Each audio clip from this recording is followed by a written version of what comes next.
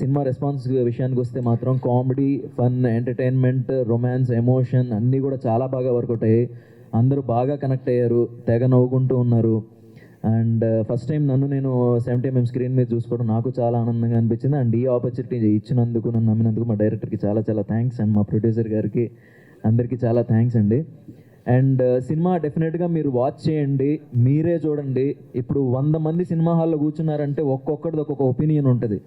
ఒకడికి love track నచ్చొచ్చు, ఒకడికి emotion నచ్చొచ్చు, ఇంకొకటి కామెడీ నచ్చొచ్చు, ఇంకొకటికి ఫాదర్ ఎమోషన్ నచ్చొచ్చు, ఇంకొకటికి ఆ విలనిజం నెగిటివ్. నిన్న ఎవడో కనబడ్డాడు, ఆ విలన్ క్యారెక్టర్ని చూసి, బ్రో నేను కూడా నీలాంటి బ్రో, నాకు నీలాగే చేయాలనిపిస్తుంది బ్రో, ఎవరైనా లవర్స్ కనబడితే నాకు తొక్కేయాలనిపిస్తుంది బ్రో, అది ఇది అంటున్నాడు. సో అలాగా మల్టిపుల్ ఒపీనియన్స్ ఉంటారు. ఒక్కడు ఒపీనియన్ మీద డిసైడ్ అయ్యి చూసేది కాదు సినిమా అనేది, ఏ సినిమా అయినా సరే. అలాగా ఒకడు ఎవడో సినిమా వాడు చూసాడో లేదో కూడా తెలియదు, వాడు ఒకటి రివ్యూ పెడతాడు. ఆ కుళ్ళిపోయిన కూరగాయల మార్కెట్ రివ్యూలు అయితే మీరు చూడకండి.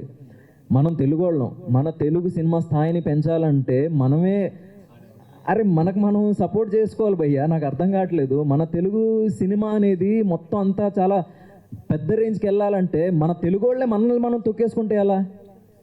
నాకు అర్థం కాదు.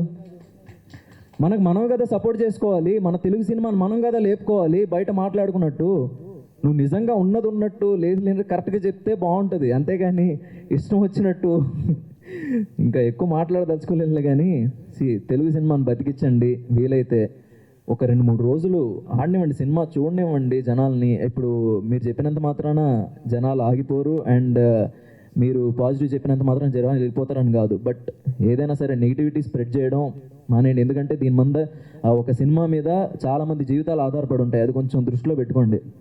ఎందుకంటే ఒక సినిమా అంటే ఒక మోర్ దెన్ 100, 150, 200 పీపుల్ చాలామంది దీని మీద డిపెండ్ అయ్యి పనిచేసి ఉంటారు. వాళ్ళకి ఫ్యామిలీస్ ఉంటాయి, కుటుంబాలు ఉంటాయి. అవన్నీ కొంచెం దృష్టిలో పెట్టుకొని బిహేవ్ చేసి కొంచెం రెస్పాన్సిబుల్గా ఉంటే తెలుగు సినిమాని మనం కాపాడగలం, బతికించగలం. Thank you so much.